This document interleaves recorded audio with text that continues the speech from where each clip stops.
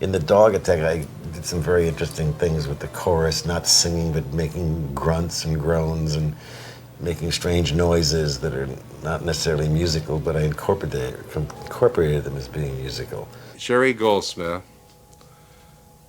had a concert of all his music, his movie music. And Dick Donner and I and my wife and Rosemary Schwartz went to see him. And Dick and I looked at each other and he said, that's the guy for the score. The score of The Omen is one of its great strengths. Jerry Goldsmith used that religious chant, almost Gregorian chant, so effectively for the horror aspects, with a beautiful love theme between the husband and wife, Gregory Peck and Lee Remick. But it was really the use of the Gregorian chant, which was really very effective and innovative. And I just felt that there was definitely a very strong love story with Gregory Peck and Lee Remick, and also the love of the child. I mean, this side of thing, this intense relationship, this love, makes the horror even more terrifying when you think that when he loses his wife, who he loves so much, and his kid that he loves so much, and all of a sudden he realizes finally at the moment where the kid is the devil. I mean, it's made more powerful by the fact that they've established this relationship. That's really good filmmaking. It's good storytelling. It's good construction. Jerry Goldsmith's score, I think, probably kicked the movie over the top. It was liturgical and really more deeply troubling than even the darkest liturgical music can be. And he would establish themes which, even in scenes that didn't convey on the surface any threat, he would reiterate a theme from an earlier scene that did contain a threat, and you would begin to feel, it did exactly what music should do. I mean, in the greatest tradition of Hollywood music, it amplified the psychological underpinnings. Jerry Goldsmith's score had as much to do with the success of the film as the visuals did. And when he said to me, I would like to do something like Gregorian chants, I hear a choral group. I figured, okay, I got to hear this. And then I started thinking about it, the demonic nature of the film, and then I talked to the choir master I was going to use in London, and he was quite a linguist when it comes to Latin. I mean, he knew the language. He spoke Latin fluently, if one speaks Latin fluently. I don't know if he speaks fluently, but anyway, he did speak Latin very well, and we started talking, and I got this idea, wait a minute, why don't I make this sort of like a black mass? So I take the mass, and I said, give me some lines out of the mass, and he started giving me some words, and I said, what if we just twist them around, and we're going to, instead of hailing Mary or whatever, let's hail Satan. He said, well, that's Ave Satani. I said, great title, The day we were recording, he brought in this choral group. And we put up the film to the particular scene, and Jerry got up there, and all of a sudden this group and this guttural deep breathing started to do Antichristo, Antichristo, Antichristo. And I got the shivers. I mean, the hair came up on the back of my neck.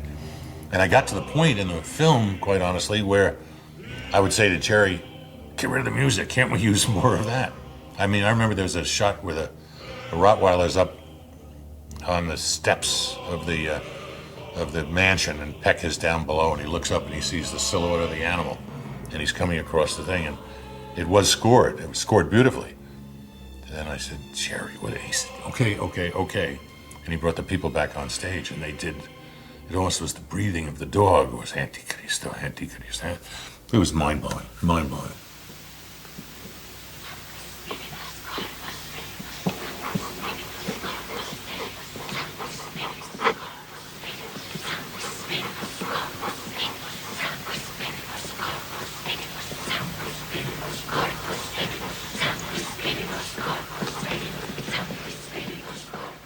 to say that we were all stunned when we were in England. The big orchestras there. Lionel Newman was conducting for Jerry. We were in the control room, and they started playing the theme with this big English choir and big orchestra based on Gregorian chants, and everybody's mouths dropped open because that's one of the most exciting and scariest moments. You don't really hear your music until it's played.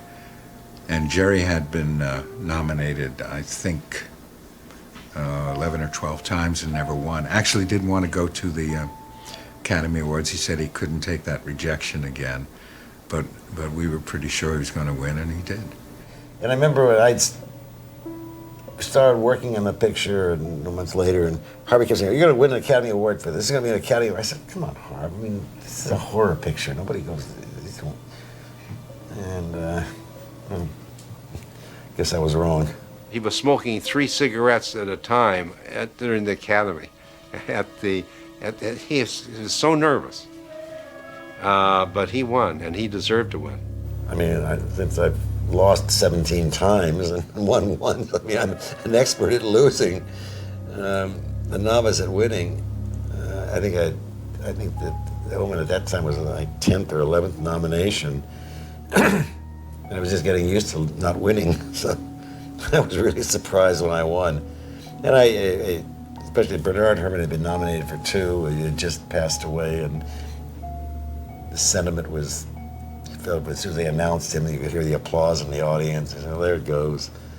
And so when they did announce me, it was unbelievable. The budget of the film was $2.5 million. And we brought it in for $2.5 million. Including Gregory Peck's salary, including the fact that we shot at England, Italy, Jerusalem, all cast in above and below, and we got an extra $25,000 from Laddie when I said I'd love Jerry Goldsmith to do this. Actually, Harvey had a relation with Goldsmith. I loved his music, but he was way above our budget. In those days, it was like $25,000, and Laddie okayed it. So we delivered that picture for the ridiculous sum of $2,225,000, which is, expense money today for your leading star. I don't think that I've ever, in all of the films that I've worked on, and some of them are pretty important films, ever realized at the time I was doing them that this was going to be a pivotal film, a momentous film. This was going to be sort of a stepping stone somewhere.